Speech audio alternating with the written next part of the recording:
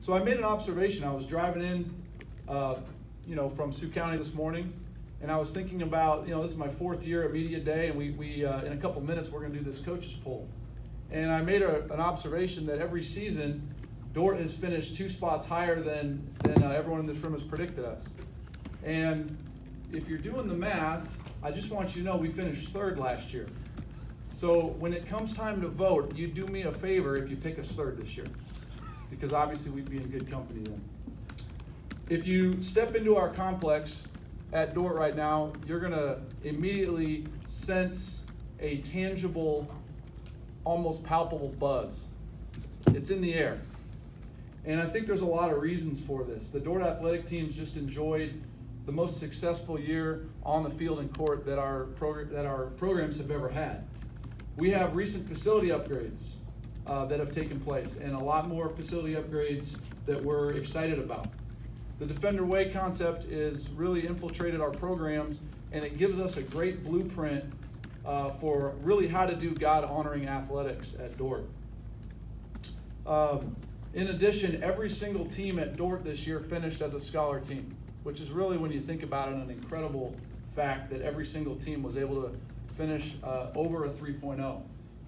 In addition, our men's volleyball team, women's basketball, and our football program finished #1 in the country in team GPA. And so to say that our football season has a great launching point going into 2019 is really an understatement. But there's also a somber reality as we remember the passing of track and field athlete and cross-country runner David Tempte. If you think about it, 2 months ago, David ran in a 4x8 that won a national championship for Dordt. A month later, his teammates and coaches were at his funeral. And for me, as a coach, and hopefully for all of us, it is a good reminder for us of just how precious our time is with our athletes. We typically get 4 years with our athletes, but we never know, when it could be cut short. I want to talk a little bit about why we're optimistic in the 2019 season. First is I have great continuity in our coaching staff. Coach Mingo, Coach Nutt, Coach McCormick, Coach Indemano, Coach Dixon, Coach Pillow, all returned for us, and we've added an all-conference left tackle to coach our tight ends and running backs in Coach Ekoff.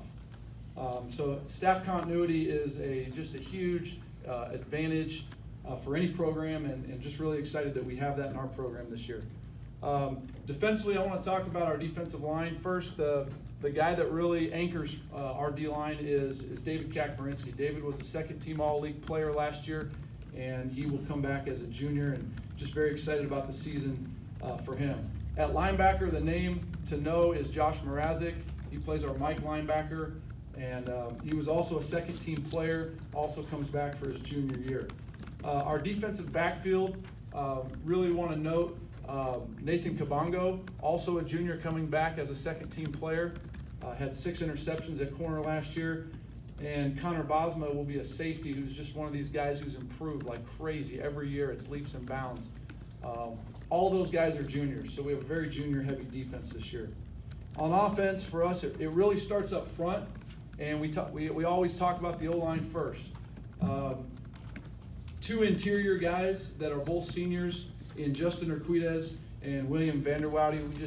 Those guys are really, pave the way kind of O-linemen for us.